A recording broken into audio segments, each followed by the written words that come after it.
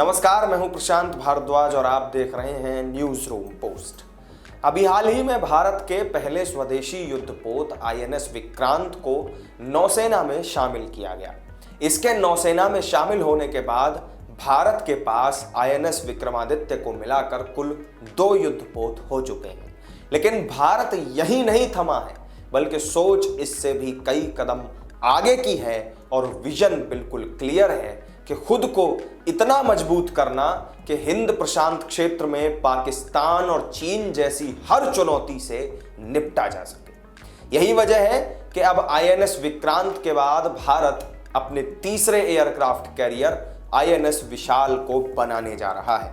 हिंद महासागर में चीनी नेवी के बढ़ते दखल से निपटने के लिए देश के लिए इस तीसरे एयरक्राफ्ट कैरियर की जरूरत बहुत ज्यादा बढ़ गई है। देश की इसी जरूरत को पूरा करेगा आईएनएस विशाल। विशाल शब्द का संस्कृत में मतलब होता है बेहद बड़ा और भव्य। यह आईएनएस विक्रांत के बाद भारत में बना दूसरा एयरक्राफ्ट कैरियर होगा। विक्रांत की तरह ही विशाल को भी इंडियन नेवी के कोचीन शिपयार्ड लिमिटेड में बनाने की योजना है। आईएनएस विशाल के 65,000 टन वजनी होने की उम्मीद है, यानी कि यह भारत का सबसे बड़ा एयरक्राफ्ट कैरियर होगा। आईएनएस विक्रमादित्य और विक्रांत का वजन 45,000 टन के आसपास है। आईएनएस विशाल पर 55 फ्लाइटर प्लेन्स एक साथ तैनात किए जा सकते हैं। आईएनएस विक्रमादित्य पर करीब 35 और विक्रांत पर 30 फाइटर प्लेन तैनात हो सकते हैं। अभी भारत के पास 2 एयरक्राफ्ट कैरियर आईएनएस विक्रमादित्य और आईएनएस विक्रांत हैं। अभी 2 सितंबर को ही नेवी में शामिल आईएनएस विक्रांत देश में बना पहला और सबसे बड़ा एयरक्राफ्ट कैरियर है। विक्रांत से पहले भारत के पास आईएनएस विक्रमादित्य के रूप में इकलौता एयरक्राफ्ट कैरियर था। विक्रमादित्य को रूसी प्लेटफॉर्म पर तैयार किया गया था। आईएनएस विशाल को बनाने का काम नेवी ने साल 2012 में शुरू कर दिया था। पहले डिजाइन के लिए किसी भी देश से मदद नहीं लेने का फैसला लिया गया था, लेकिन बाद में नेवी की नेवल डिजाइन ब्यूरो ने रूसी एयरक्राफ्ट के डिजाइन से मदद लेने का फैसला किया, जिसके बाद भारत और रूस ने मिलकर 2015 में डिजाइनिंग और डेवलपमेंट के लिए एक ग्रुप बनाया। आईएनएस विक्रांत और आईएनएस विक्रमादित्य के आने के बाद भारत की सुरक्षा क्षमता में बड़ा इजाफा हुआ है और अब इस लिस्ट में आईएनएस विशाल का नाम भी जुड़ने वाला है।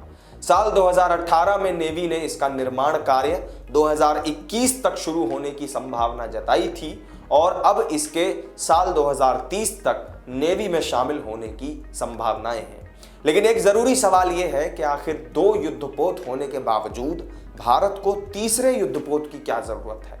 असल में हाल के ही सालों में भारत के आसपास के जितने भी समुद्री इलाके हैं और खास तौर पर हिंद महासागर में चीन की पहुंच बहुत ज्यादा बढ़ी है। आपने भी इस तरह की खबरें सुनी होंगी। ऐसे में भारत के लिए एयरक्राफ्ट कैरियर्स काफी अहम हो जाते हैं। अब तक चीन के पास लियोनिंग और शेडोंग नाम से 2 एयरक्राफ्ट कैरियर थे और इसी साल जून में उसने अपना तीसरा एयरक्राफ्ट कैरियर फुजियान भी लॉन्च किया है। यह चीन में निर्मित और कैटोबल टेक्निक से लैस चीन का पहला वॉरशिप है। आईएनएस विशाल विक्रांत और विक्रमादित्य से कैसे अलग होगा, सवाल यह भी है। अब देखिए, पहला बड़ा अंतर तो इसमें बने प्लेन के लॉन्चिंग पैड को लेकर ही होगा। विक्रमादित्य और विक्रांत के डेक थोड़ा आगे की ओर उठे हुए हैं, वहीं आईएनएस विशाल का जो डेक है वो पूरी तरीके से फ्लैट यानी कि सपाट होगा।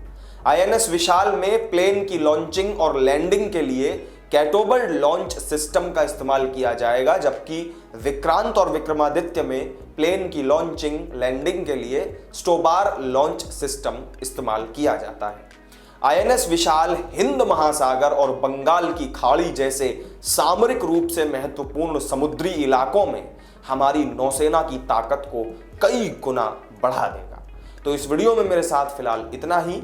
आईएनएस विशाल को अपना सबसे विशाल युद्धपोत बनाने के बारे में आपकी क्या राय है, हमें कमेंट करके जरूर बताइएगा।